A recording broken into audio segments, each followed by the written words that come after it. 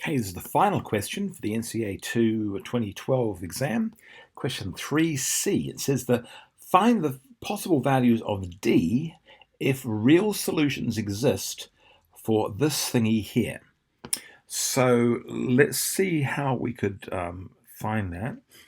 First thing I'm noticing is we've got something that I think needs expanding, because if we're going to find real solutions, we're going to use the discriminant, but we need coefficients for x squared, x to the 1, x to the 0, and right now we've got a little bit something ambiguous in here, so let's write that out again, and this time I'm going to tease it out a bit more. So we've got, what have we got?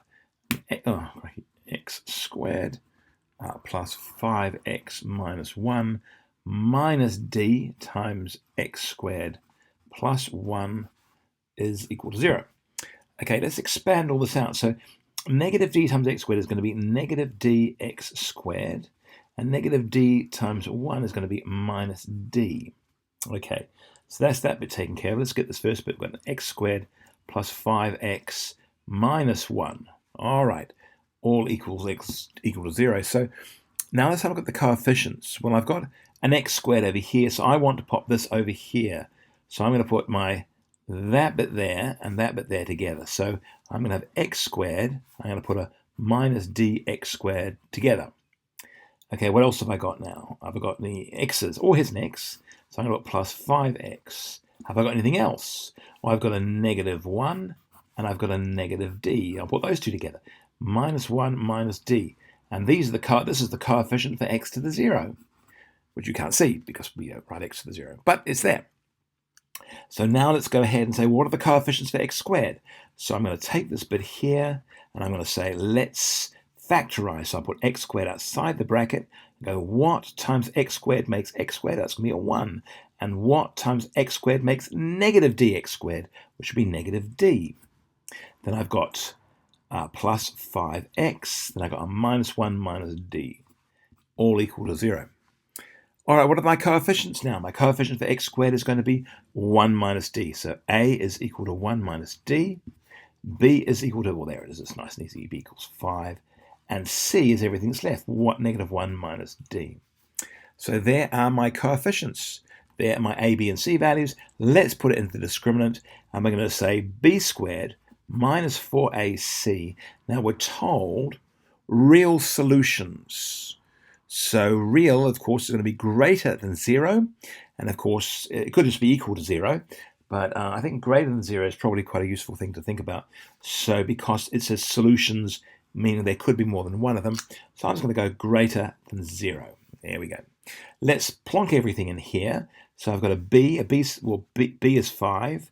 So I've got 5 squared minus 4 times, well, a is 1 minus d. And 4a times c is, negative 1, negative d. Okay, and that's going to be greater than 0. All right, let's make this all a little bit less messy. So I'm going to have 5 squared is 25 minus 4 times, put a bracket here. Now, 1 times negative 1, I'm going to put is just negative 1. And negative d times negative d is going to be positive d squared. There it is. I'll put that start. Then I've got negative d times 1 is going to be minus d. And negative d times 1 is going to be plus d. Is greater than 0. Now, inside I've got negative d and d, which is going to become a 0. And so I'm left with 25 minus 4 lots of d squared minus 1 is greater than 0. All right, let's expand this out. So I've got 25 minus negative 4 times d is minus d squared. 4 times negative 1. Negative 4 times negative 1 is going to be plus 4 is greater than 0. So what have I got here? I got negative d squared. It's negative 4 times d squared. What am I doing? It's going to be negative... crikey. What am I doing? Negative 4 times d is going to be negative 4d, not negative d. Crikey. There it is. Okay, so I'm going to add the 25 and the 4 together. So I've got negative 4d squared. 4 and 25 is going to be plus 29. It's greater than 0. So we've got a little quadratic here, really. I'm going to multiply everything by negative 1 just for a bit of fun here. And when I do that, this is going to flip. So I multiply that by -1, multiply this by -1, multiply this by -1. So I'm going to end up with 4d squared minus 29 is less than 0.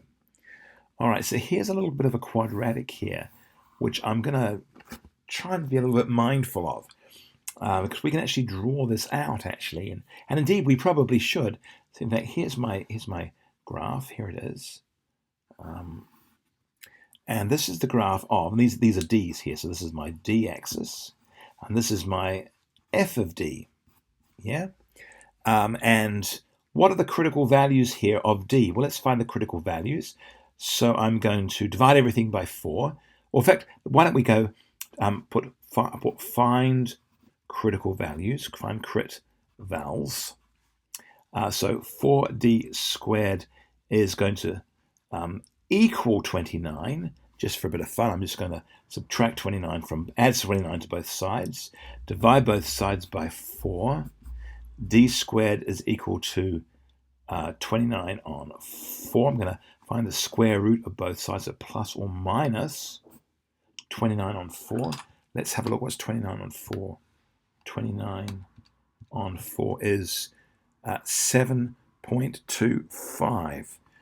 All right, so let's have a look. We've got 7.25. Now, does that make sense? 7.25 for d squared. Yes, it does. So that's going to be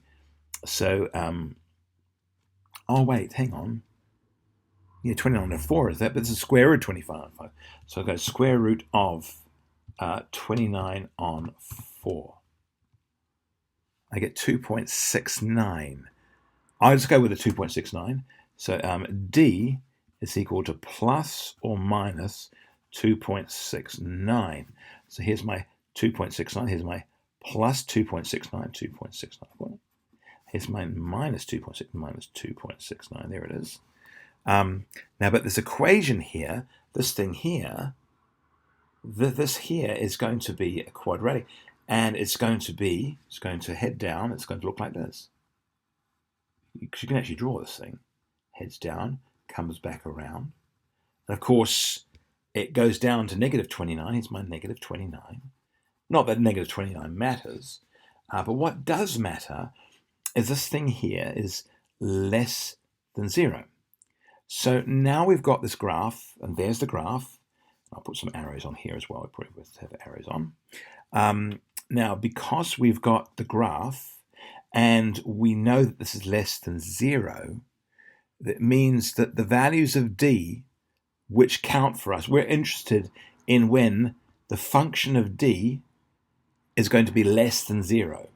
Where's this less than 0? Well, it's less than 0 in here. These values here and here and here and here and here. So the values of d are going to be all these values in here. All of these values in here.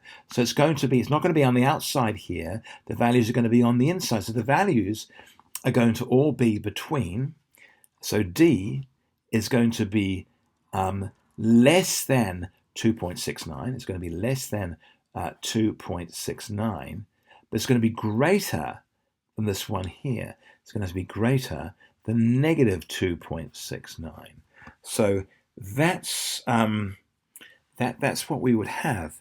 So the range of values for which this thing here produces real solutions is going to be between -2.69 and 2.69, but doesn't include those two. So if you were doing that on a number line, you would write the number line like this.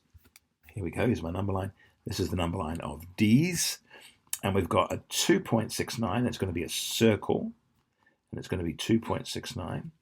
And over here we've got a -2.69. It's going to be another circle, -2.69. And it's going to move between those two, not including those two values. So that is how I would find my answer. I definitely would draw the graph because by being less, if it's greater than 0, we'd be interested in the values up here. And of course the values would be on this side and this side, not on in between these two here and on the inside. So that's why we're looking at that, and that would be the way I would express my answer. Hopefully that makes sense.